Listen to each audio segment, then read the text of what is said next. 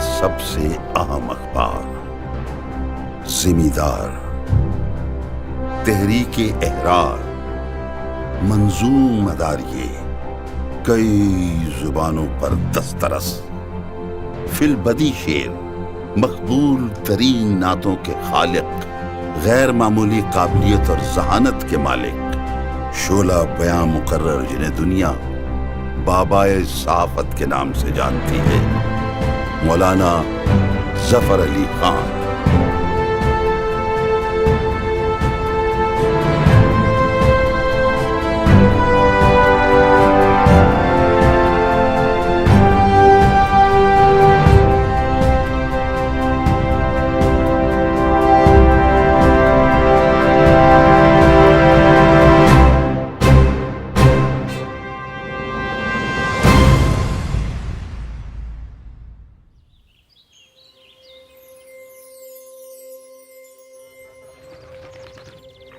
کیسے کیسے با کمال لوگ تھے جن سے ہماری تاریخ جگمگا رہی ہے، لیکن ہماری نسل ان کی عظمت اور کارناموں سے بہت کم آشنا ہے۔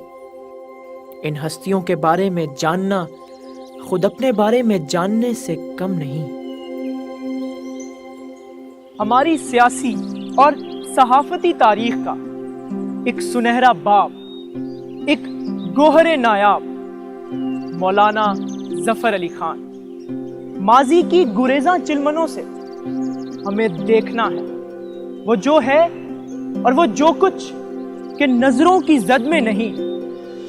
یہ ایک ایسے شخص کی داستان حیات ہے جو زندگی بھر برِ صغیر کے مسلمانوں کی آواز بنا رہا اور پر آشوب حالات میں بھی امید کی شمعیں جلاتا رہا، اور قوم کے دلوں کو یہ کہہ کر گرماتا رہا کہ دنیا میں ٹھکانے دو ہی تو ہیں، آزاد منش انسانوں کے، یا تخت جگہ آزادی کی یا تختہ مقام آزادی کا۔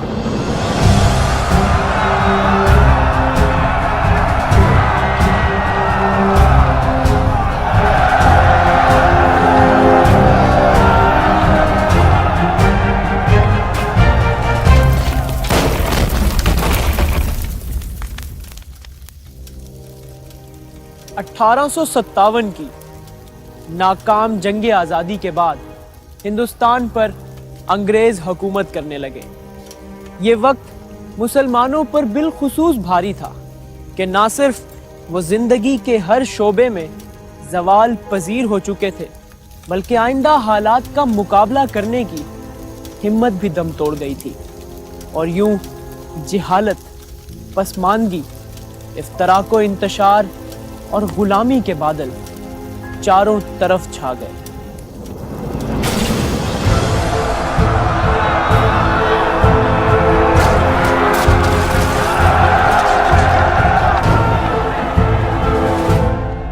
ایک انگریز نے آل انڈیا کانگریس کی بنیاد رکھی، جس میں ہندوؤں کی سیاسی تربیت کا سلسلہ شروع ہوا۔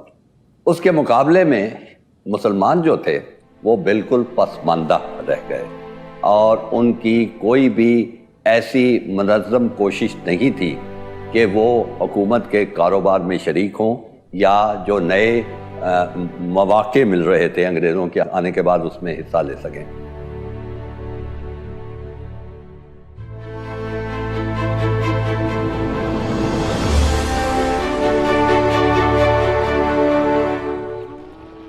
بالآخر رحمت حق جوش میں آئی، اور اس صدی کی 7ویں دہائی میں 4 عظیم قومی رہنماؤں، قائد اعظم محمد علی جناح، ڈاکٹر علامہ محمد اقبال، حسرت موہانی اور مولانا ظفر علی خان نے ایک ایسی فضا میں آنکھ کھولی جہاں زمین سخت اور آسمان دور تھا۔ مولانا ظفر علی خان 1873 میں پنجاب کے اس چھوٹے سے گاؤں کوٹ مارتھ میں پیدا ہوئے، جو سیالکوٹ وزیر آباد ریلوے لائن پر سودرا سے متصل ہے۔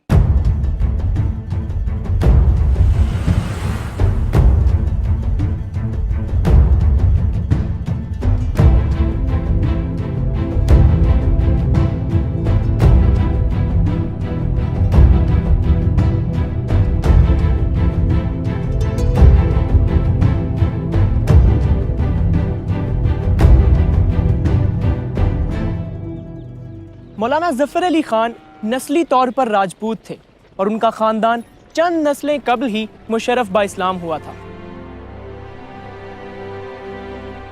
دادا کا نام کرم الہی تھا اور پھر اسی نام پر قصبہ کرم آباد کی بنیاد پڑی، جہاں مولانا نے اپنا بچپن اور اپنی زندگی کا ایک طویل عرصہ گزارا، اور آج اسی مٹی میں یہ عظیم شخصیت آسودہ خاک ہے۔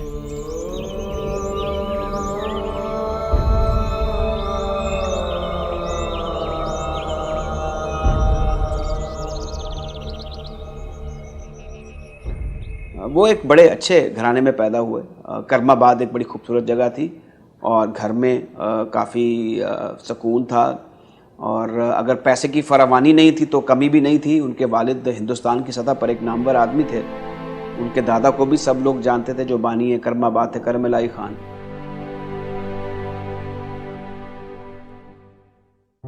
ایک زمانے میں سید احمد خان اور نواب محسن الملک کے درمیان ایک مسئلے پر گفتگو چل رہی تھی، وہ استجابت دعا کے حوالے سے تھی۔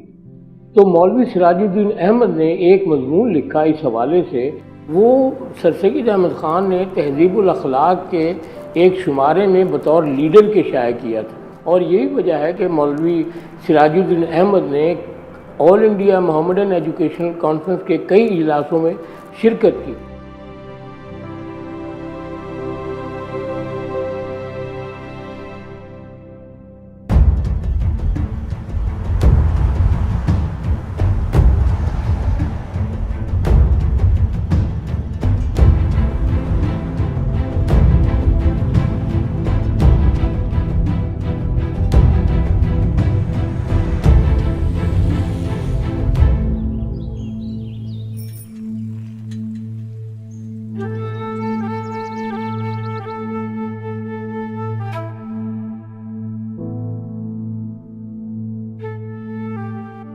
مولانا ظفر علی خان کے والد مولوی سراج الدین احمد محکمہ ڈاک میں ملازم تھے اور اکثر تبادلوں کی وجہ سے گھر سے دور رہتے تھے، چنانچہ ان کی ابتدائی تعلیم و تربیت ان کے دادا مولوی کرم الہی نے کی، مگر پھر انہیں اس مشن ہائی اسکول وزیر آباد میں داخل کروا دیا گیا۔ وہ کچھ عرصے تک علی گڑھ کے مدرسے میں بھی رہے، مگر پھر واپس آ کر مڈل اسی ہائی اسکول سے کیا اور میٹرک کا امتحان مہندر کالج پٹیالہ سے کیا، جسے اس زمانے میں انٹرنس کا امتحان کہتے تھے۔ مولانا ظفر علی خان صاحب کو جو پپا تھے عبداللہ خان، وہ مہندرا کالج پٹیالہ میں پروفیسر تھے عربی کی اور فارسی کے، تو ان کا جو براٹ اپ ہوا ہے وہ عربی اور فارسی میں اتھارٹی جو تھی نا وہ اس بیسس پر ہوا ہے۔ گھر میں یہ چیز بڑی عام تھی۔ علی گڑھ سے آپ گریجویٹ ہوتے ہیں اور ہندوستان کی چنیدہ اور سرکردہ شخصیات آپ کی تعریف کرتی ہیں۔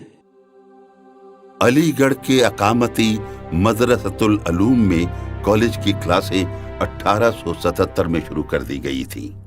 سر سید نے کالج کو اعلیٰ معیار پر لانے کے لیے یورپین اساتذہ کی خدمات حاصل کی اور باصلاحیت دیسی اساتذہ کا تقرر کیا۔ 1895 میں فرسٹ ڈویژن میں BA کرنے کے بعد ظفر علی خان کی پہلی ملازمت نواب محسن الملک کے پرائیویٹ سیکریٹری کی تھی۔ یہاں ان کی انگریزی زبان پر دسترس اور ترجمہ نگاری کی مہارت کھل کر سامنے آئی۔ مسٹر بیلفور کے مضامین اور ولیم ڈریپر کی مشہور زمانہ تصنیف history of the conflict between religion and science کا ترجمہ بعنوان مارکہ مذہب و سائنس اسی دور کی یادگار ہیں۔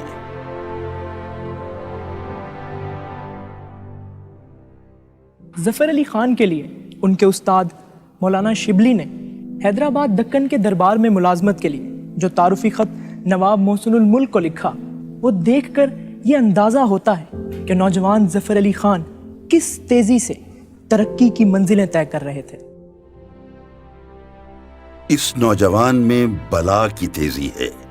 اس بدلتے ہوئے دور میں ایسے ذہین نوجوان کا ہونا اس امر کی دلیل ہے کہ مسلمانوں میں جوہر کی کمی نہیں، تربیت کی کمی ہے۔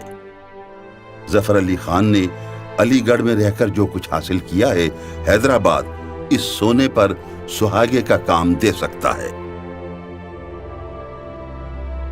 باغبانی کا مولانا ظفر علی خان کو بھی بہت شوق تھا۔ یہ مجھے آج تک یاد ہے کہ مالی تو اور اور کرندے تو بڑے ابا کے ساتھ کام کرتے ضرور تھے، لیکن زیادہ تر وہ پودے وہ خود لگایا کرتے تھے. بلکہ اب بھی کرم آباد میں جو بڑا گھر ہے ہمارا جس میں ہم لوگ رہتے ہیں، اس میں جو ایک آم کا پودا ہے وہ مجھے آج تک یاد ہے کہ وہ بڑے ابا کے ہاتھ کا لگا ہوا پودا ہے.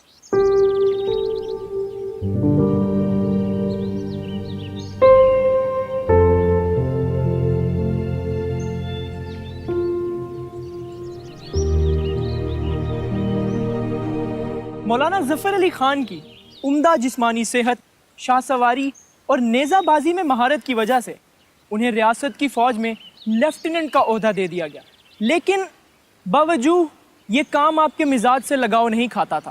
سو مولوی عزیز مرزا ہوم سیکریٹری کی معرفت اب صدر مترجم اور منتظم میں پیشی مقرر ہو گئے. سرکار آصفیہ کی ملازمت کے اس دور میں ان کی ادبی صلاحیتوں کو خوب جلا ملی. یہاں انہوں نے شبلی نعمانی کی کتاب الفاروق کا اردو سے انگریزی میں بے مثال ترجمہ کرنے کے ساتھ ساتھ جارج رینالڈز کی کتاب mysteries of the court of the London کا ترجمہ اسرار لندن اور روڈیارڈ کپلنگ کی تصنیف دا جنگل بک کا سلیس اور بامحاورہ ترجمہ جنگل میں منگل کے نام سے کیا. رائڈر ہیگرڈ کے novel the people of the must کا ترجمہ سیر ظلمات کے نام سے مولوی عزیز مرزا کی فرمائش پر کیا. لیکن سب سے عظیم کارنامہ دکن ریویو کا اجرا تھا، جو ان کی آئندہ ادبی و صحافتی زندگی کا پیش خیمہ ثابت ہوا. حیدرآبادی زندگی کا یہ دور مولانا کی منصبی ترقی اور خوشحالی کے علاوہ علمی و ادبی اعتبار سے بہت باثروت زمانہ تھا کہ ان کی نظم و نثر کی گونج پورے ہندوستان میں سنائی دینے لگی. اس دور میں انہیں استاد مرزا داغ دہلوی کی محفلوں میں شمولیت کا موقع بھی ملا، لیکن ان کی شاعری کا رخ اکبر، شبلی اور حالی کی طرف ہی رہا. موسیٰ ندی کی تباہ کن طغیانی کے حوالے سے ظفر علی خان کی نظم شور محشر نے پورے ہندوستان میں دھوم مچا دی. مولانا حالی نے اپنے ایک مکتوب میں ظفر علی خان کو اس کی داد کچھ اس طرح سے دی کہ اس نظم کو دیکھ کر میں متحیر ہو گیا. رود موسیٰ پر آپ نے جو کچھ لکھا ہے وہ محض زور طبع اور شاعری کی خداداد قابلیت سے لکھا ہے. اگر آپ جیسے 2-4 آدمی ملک میں پیدا ہو جائیں تو کچھ امید پڑتی ہے کہ نئی شاعری چل نکلے. صرف پنجاب میں آپ جیسے چند لوگوں کی صورتیں نظر آتی ہیں. تو جن لوگوں نے مسلم لیگ کی بنیاد رکھی اور ڈھاکہ میں جمع ہوئے، ان میں پنجاب سے ایک نوجوان ظفر علی خان بھی شامل تھے. تو ظفر علی خان ان ابتدائی لوگوں میں ہیں جو مسلمانوں کے قومی تشخص کے احیاء کے لیے کمر بستہ تھے، اور پورے بر صغیر میں جو لوگ اس طریقے سے سوچ رہے تھے ان کے کاروان میں شامل ہو گئے تھے.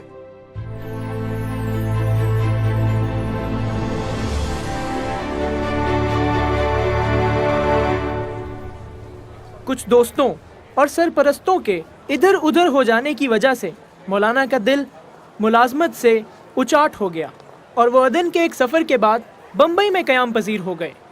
یہ وہی دور تھا جب ڈھاکہ میں آل انڈیا مسلم لیگ کی تاسیس کا تاریخ ساز واقعہ رونما ہو رہا تھا، اور غالباً وہ اس کانفرنس کے واحد مندوب ہیں جو آگے چل کر 34 برس بعد 23 مارچ 1940 کو قرارداد پاکستان کی منظوری کے وقت اسی جگہ موجود تھے.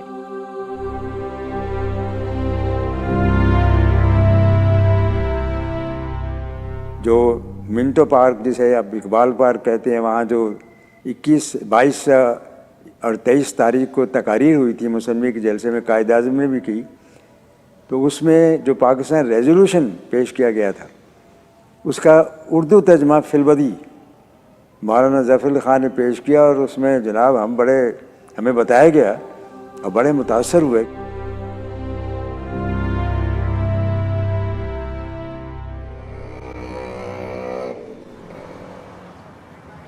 نو اکتوبر 1909 کو مولانا ظفر علی خان کو اپنے 3 ساتھیوں سمیت ریاست بدر ہونا پڑا، لیکن ولی عہد میر عثمان علی کی وجہ سے آپ کی تنخواہ اور دیگر مراعات قائم رہیں اور آپ واپس کرم آباد چلے گئے۔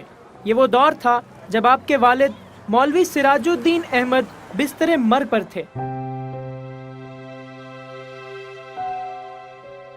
مولانا ظفر علی خان کو ہفتہ وار زمیندار کی ادارت سنبھالنی پڑی اور یوں زمیندار نہ صرف جاری رہا بلکہ لاہور کی اسی عمارت سے مزید پروان چڑھتا رہا۔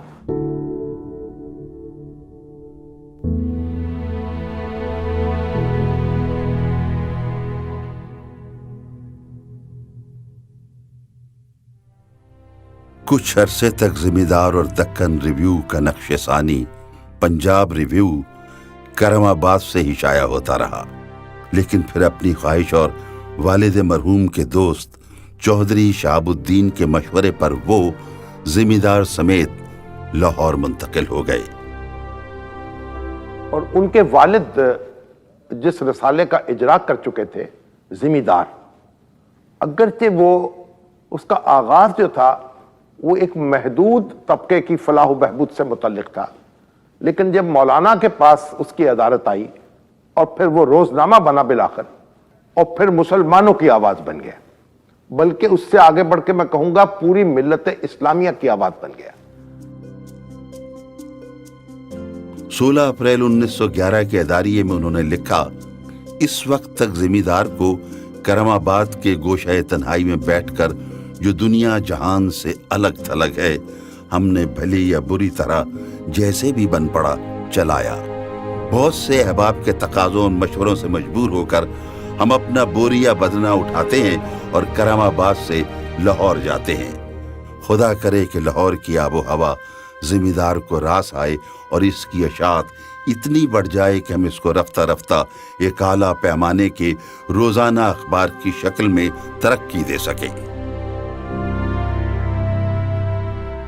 لاہور منتقل ہونے کے بعد مولانا ظفر علی خان نے اس اخبار میں چند ایک بنیادی تبدیلیاں کی اور اس کو انہوں نے ایک سیاسی اخبار میں تبدیل کر دیا، اور اب اس اخبار میں جب جنگ طرابلس ہوئی، جب جنگ بلکان ہوئی، تو ان بلکان کی اور طرابلس کی جنگوں میں مولانا ظفر علی خان نے اپنے ترک بھائیوں کے لیے جو کچھ کیا وہ آج تاریخ کے صفحات پر ثبت۔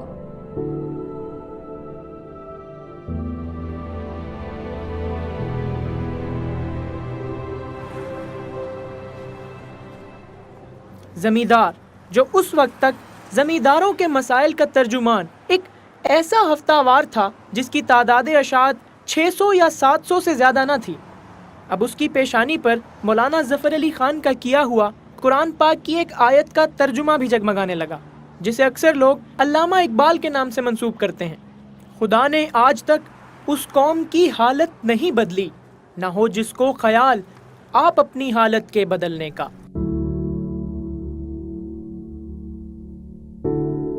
زمیندار اخبار جب آتا تھا تو ہمارے بھی بزرگ بتاتے تھے کہ ہم اس کا انتظار کرتے تھے، لپک لپک کے اس اخبار کو لے کے آتے تھے، پڑھتے تھے، اور سب سے پہلے کھول کے اداریہ پڑھتے تھے کہ آج مولانا ظفر علی خان نے کس کو للکارا ہے، کس طرح للکارا ہے، کیا لفظوں کی بندش ہے، کیا اصطلاحات ہیں، کیا ان کے جملے ہیں، کیا ان کا طنز ہے، کیا ان کا دبدبہ ہے، اور دباؤ بھی ہے اور دھمکی بھی ہے۔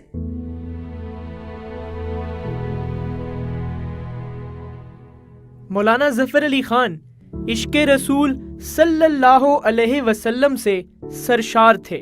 اسی زمانے میں ان کی یہ مشہور نعت شائع ہوئی، وہ شمع اجالا جس نے کیا 40 برس تک غاروں میں، ایک روز جھلکنے والی تھی سب دنیا کے درباروں میں۔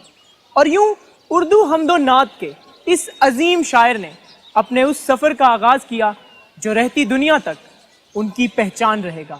جو فلسفیوں سے کھل نہ سکا،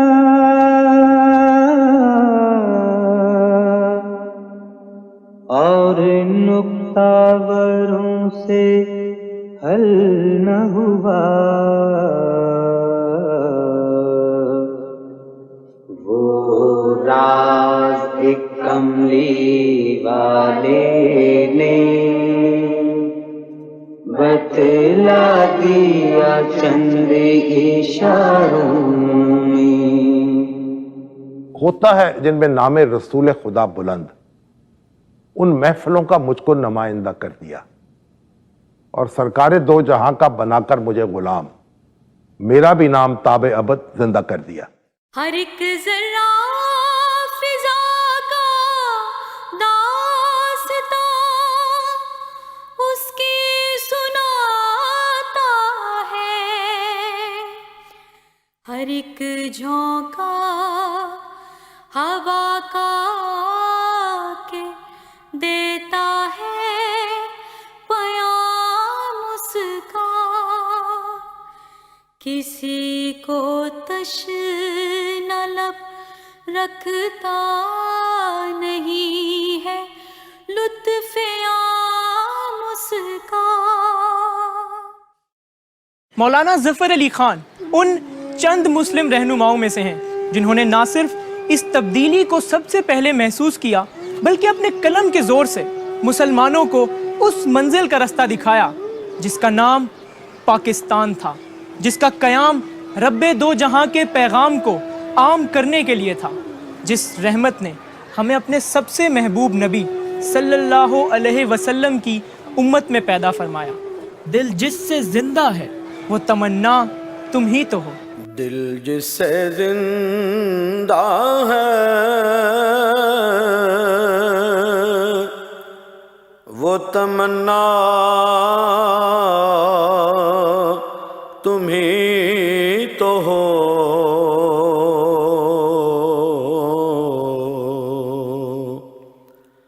ہم جس میں بس رہے ہیں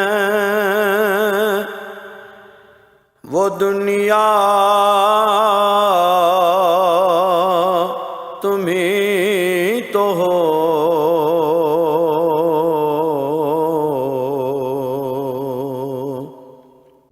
ان کی خواہش کے مطابق کچھ عرصے بعد ہی زمیندار روزنامے کی شکل میں شائع ہونے لگا، بلکہ کئی دفعہ تو اس کے ایک دن میں 2 ایڈیشن تک چھپنے لگے، یعنی اسے اردو کا پہلا ایوننگر ہونے کا شرف بھی حاصل ہے۔ سرکار مخالفت اور مولانا کے بے باک لہجے کی پاداش میں کئی دفعہ اس کی ضمانت ضبط ہوئی، لیکن عوام اور احباب کے بھرپور تعاون کی وجہ سے یہ ہر دفعہ نئی شان سے جلوہ گر ہوتا رہا۔ کہا جاتا ہے کہ اس کی مقبولیت کا یہ عالم تھا کہ ان پڑھ لوگ بھی اسے خریدتے اور دوسروں سے پڑھوا کے سنتے تھے، اور بعض اوقات پڑھنے والے کو اس کا معاوضہ تک ادا کرتے تھے۔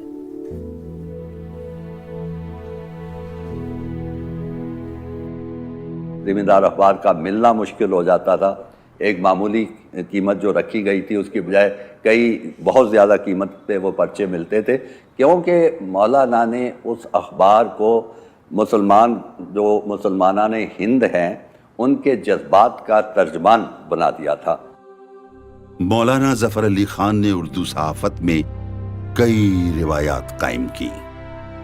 سومانند اپنی کتاب کہاں گیا میرا شہر لاہور میں ان کی عظیم اور ہمہ جہت شخصیت کو کچھ اس طرح بیان کرتے ہیں۔ پنجاب کے اخبار نویسوں کے امام مولانا ظفر علی خان تھے۔ اردو جرنلزم کو اور اردو زبان کو مولانا نے بہت کچھ دیا۔ ان کا قاعدہ تھا کہ ایڈیٹوریل میں ہر روز ایک نیا لفظ ہونا چاہیے۔ مثلاً کرتاس ابیض ہے اور بے شمار الفاظ ہیں جو مولانا نے ایک دفعہ استعمال کیے تو وہ ہماری صحافت کا جز بن گئے۔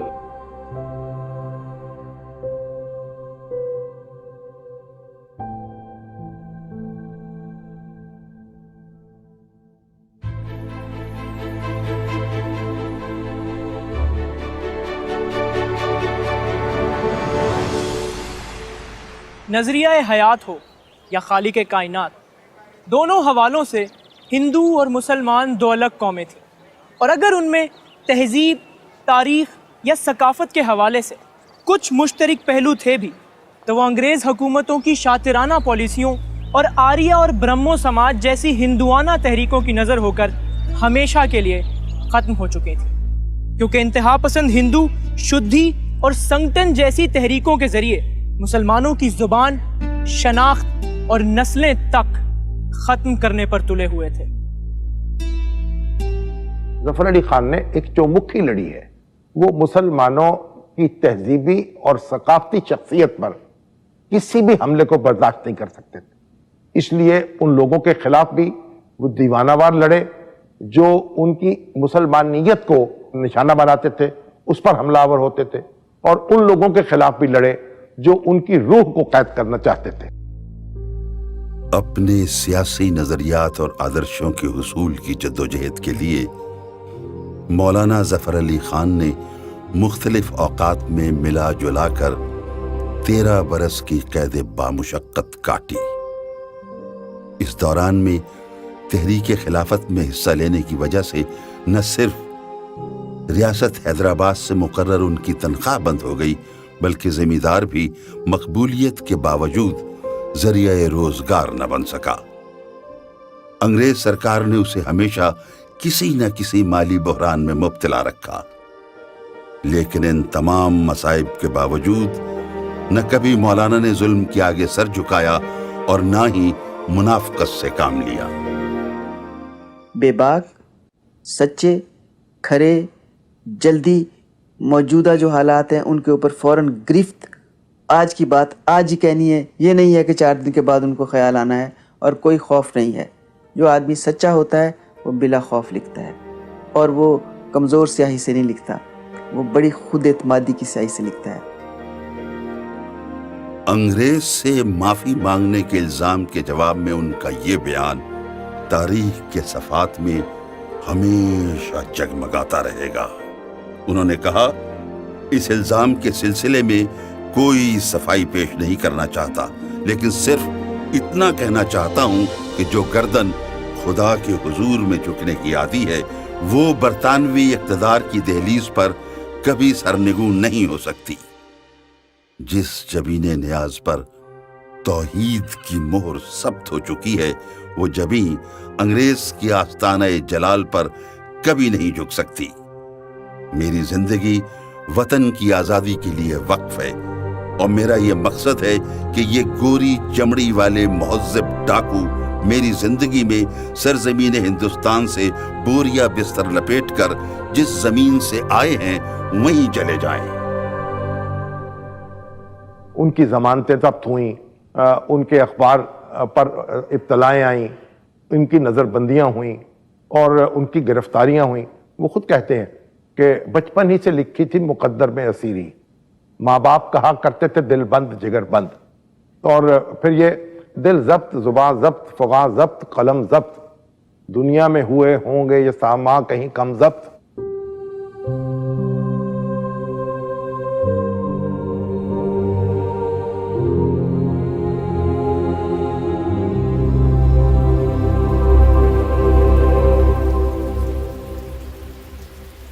شورش کاشمیری اپنی کتاب ظفر علی خان میں مولانا کی ایام اسیری کے حوالے سے لکھتے ہیں کہ مولانا کو منٹ گمری سینٹرل جیل بھجوا دیا گیا، جہاں کی کئی 4 دیواریوں میں سے ایک 4 دیواری آپ کے لیے تیار کی گئی، اور جو ہولناک سناٹا یہاں پڑتا تھا اس کی شرح ناممکن ہے.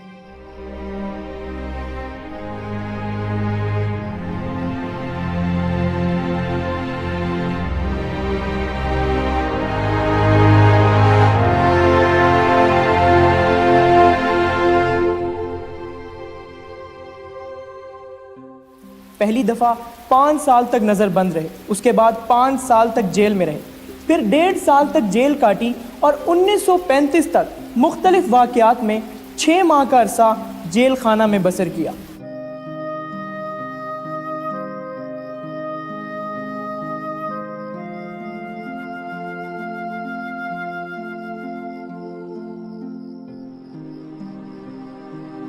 اپنی زندگی کا چھٹا حصہ آپ نے قید و بند کی نظر کیا، گویا ہفتے کے 7 دنوں میں سے 1 دن اور 4 گھنٹے آپ جیل میں ہوتے تھے.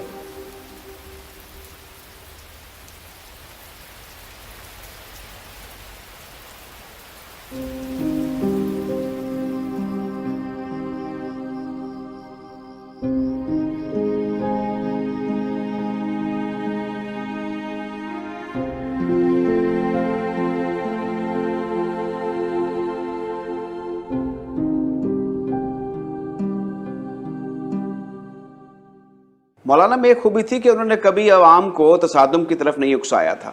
وہ خود جیل میں چلے جاتے تھے, خود قید و بند کی صعوبتیں برداشت کر لیتے تھے, لیکن انہوں نے عوام کو اس سے دور رکھا, اور نہ ان میں تعصب تھا.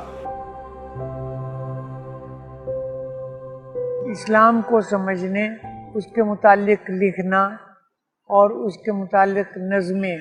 اخبار میں آ جاتا تھا کہ ظفر علی خان کی مارکۃ الآرا نظم اس اتوار کو شائع ہوگی. پھر لوگ انتظار کرتے تھے.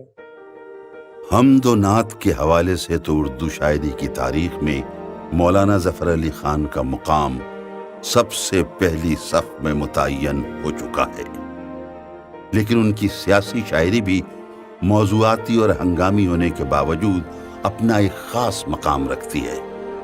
وہ ارتجالاً شعر کہنے میں ید طولہ رکھتے تھے اور شعر اس طرح لکھتے چلے جاتے تھے جیسے کوئی پہلے سے ہی لکھی ہوئی تحریر پڑھ کر سنا رہا ہو. اسپونٹینیس اور ٹاپ موسٹ ادیب تھے. نہرو نے کہا کہ یہ مطلب کوئی چیز نہیں ہے، یہ سب چیز روٹی ہے. تو میں نے اور نظامی صاحب کہا چلے مولانا سے پوچھتے ہیں یہ نہرو کیا کہہ رہے ہیں. ہوں جواہر لال نہرو جب خدا اس دیش کے، پھر تعجب کیا کہ مذہب اس کا روٹی ہو گئی. مجھ سے رشتہ تو نے جوڑا چھوڑ کر اللہ کو، پھر شکایت کیا کہ قسمت تیری کھوٹی ہو گئی.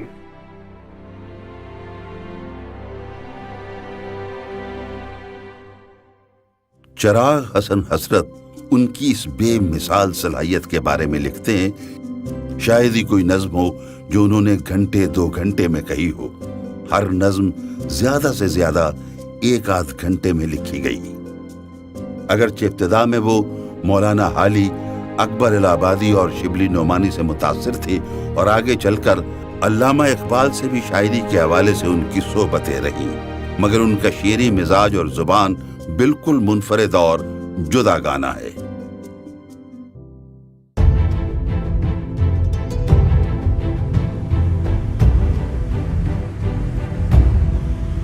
آج سے تقریباً 100 سال پہلے ملک کے اندر یا اس سے باہر سفر کس قدر مشکل تھا، اس کا شاید آج اندازہ بھی نہیں لگایا جا سکتا. اور سب سے زیادہ مسائل بیرون ملک سفر کرنے کے تھے. لیکن اس سب کے باوجود مولانا ظفر علی خان نے اپنی پوری زندگی میں جس قدر سفر کیا، یہ دیکھ کر ان کے آہنی اعصاب اور ان کے جذبہ ملی پر رشک آتا ہے.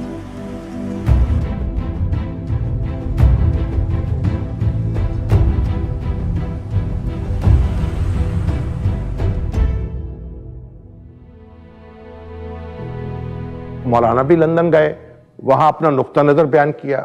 ہاؤس آف کامنز میں بھی ان کے مختلف جو عمائدین ہیں ان سے ملتے ہوئے بھی، اور جو سوسائٹی ہے بحیثیت مجموعی اس کو یہ پیغام دیا کہ بھی ہمیں آزادی چاہیے، ہم آپ کی محکومیت جو ہے وہ ہمیں مطلوب نہیں ہے. تو آزادی پسند لوگوں کو ہمارے آزادی کے جذبے کی قدر کرنی چاہیے.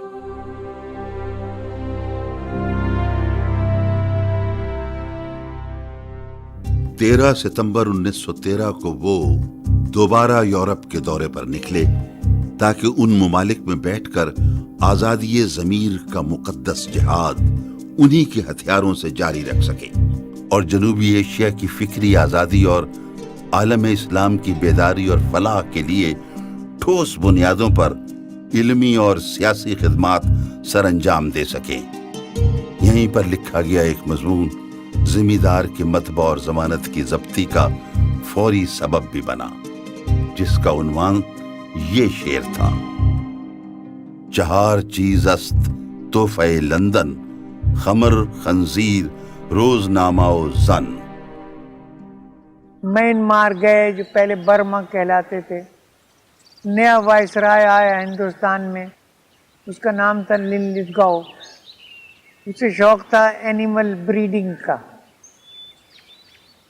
تو ظفر علی خان نے لکھا: میں کلکتے سے رنگوں اور وہاں سے مانڈ لے پہنچا، چلا لندن سے لنلتگاؤ اور وہ سانڈ لے پہنچا.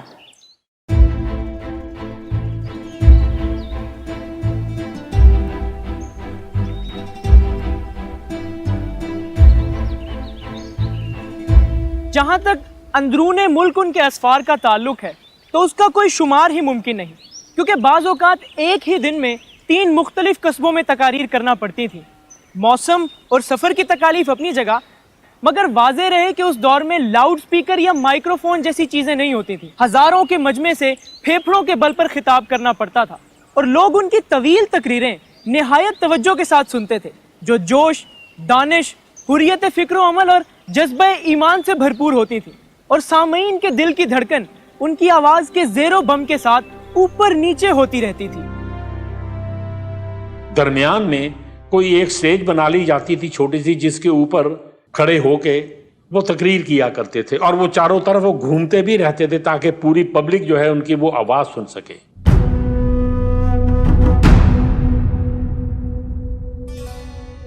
1920 سے لے کر قیام پاکستان تک کے عرصے کو اگر سیاسی بحرانوں کا دور کہا جائے تو شاید غلط نہ ہوگا، کیونکہ ان 27 برسوں میں شاید ہی کوئی سال ایسا ہو جب سیاسی حالات نے زبردست پلٹا نہ کھایا ہو۔ آج کے دوست اگلے دن کے دشمن بن کر سامنے آئے، اور چونکہ مولانا ظفر علی خان کو بطور صحافی ان تمام تبدیلیوں کو نہ صرف اپنے اخبار میں درج کرنا پڑتا تھا، بلکہ بطور ایک بڑے صحافی اور ایک بڑے سیاسی لیڈر ان پر مسلسل تبصرہ بھی کرنا پڑتا تھا، اور یوں بقول اقبال ان کی زندگی ایسی ہو گئی کہ اپنے بھی خفا مجھ سے ہیں، بیگانے بھی ناخوش۔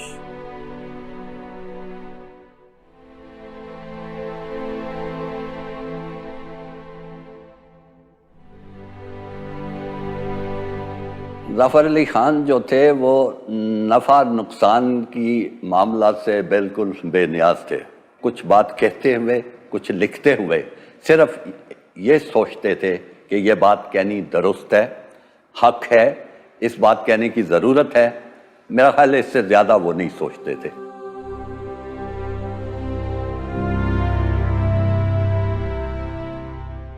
مولانا ظفر علی خان نے اس آخری دور میں 3 جہتوں سے بھرپور حصہ لیا۔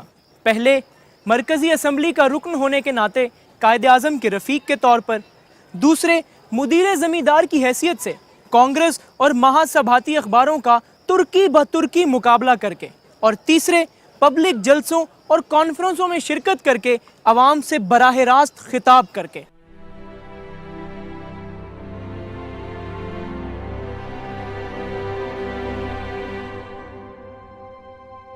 مولانا محمد علی جوہر، جو ان کے دوست اور ہم اثر بھی تھے اور جن کو ان کی خفگی کا نشانہ بھی بننا پڑا، ان کی نثر کی یوں تحسین کرتے ہیں: وہ صحافی سے زیادہ ادیب ہیں۔ ان کے ادب میں جو تلخی ہے وہ سیاست کی ہے، اور سیاست میں جو چاشنی ہے وہ ادب کی ہے۔ علامہ اقبال نے ان کی ادبی، صحافتی اور سیاسی خدمات کی داد کچھ اس طرح سے دی ہے کہ مصطفیٰ کمال کی تلوار نے ترکوں کو جگانے کے لیے جو کام کیا، ظفر علی خان کے قلم نے وہی کام ہندوستان کے مسلمانوں کو جھنجھوڑنے کے لیے کیا ہے۔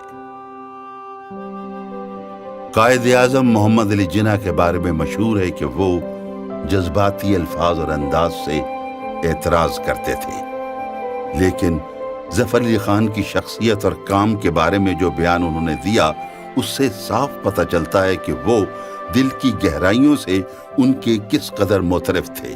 انہوں نے کہا کہ آپ مجھے مولانا ظفر علی خان جیسے 2-4 انسان دے دیں تو ہمیں دنیا کی کوئی طاقت شکست نہیں دے سکتی۔ قیام پاکستان کے بعد چند سال تک مولانا ظفر علی خان لاہور میں رہے، لیکن صحت آہستہ آہستہ جواب دیتی جا رہی تھی۔ 18 جنوری کو یہیں پر ان کی 83ویں سالگرہ منائی گئی، اور مولانا ظفر علی خان 2 آدمیوں کے سہارے اپنی قیام گاہ سے باہر تشریف لائے۔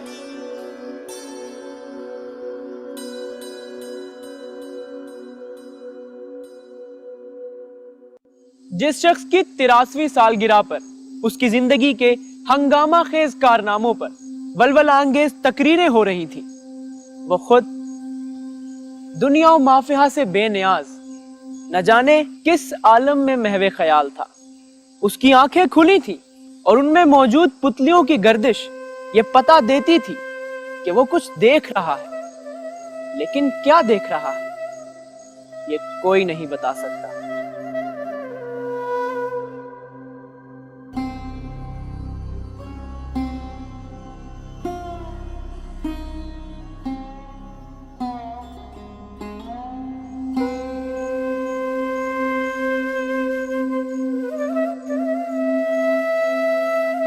1949 کی اردو کانفرنس کے موقع پر پنجاب یونیورسٹی کے وسیع و عریض ہال میں جب مولانا یہ الفاظ ادا کر رہے تھے تو ان کا لہجہ کانپ رہا تھا۔ وہ کھڑے نہیں ہو سکتے تھے مگر ان کے چند الفاظ نے حاضرین کو تڑپا کر رکھ دیا۔ ہمارا قافلہ منزل مقصود تک پہنچ چکا ہے، اس کے بعد تمنائے راہ پیمائی تو ہے مگر قوت راہ پیمائی نہیں۔ کبھی ہم تماشائی تھے اور دنیا تماشا، اب ہم تماشا ہیں اور دنیا تماشائی۔ جہاں چڑھتے ہوئے سورج کی پوجا ہوتی ہو وہاں ڈوبتے ہوئے آفتاب کو کون پوجتا ہے؟ اور ہم تو ڈوبتے ہوئے ستاروں کی طرح دنیا پر نظر ڈال رہے ہیں۔ بالآخر 27 نومبر 1956 کو 50 سالہ پرشور اور ہنگامہ خیز زندگی اور 10 برس کی علالت کے بعد یہ آواز ہمیشہ ہمیشہ کے لیے خاموش ہو گئی، جس کی باز گشت میں ہماری تاریخ کا ایک پورا دور سانس لیتا رہا ہے اور جس کا نقش رہتی دنیا تک اس کے صفحات میں قائم اور روشن رہے گا۔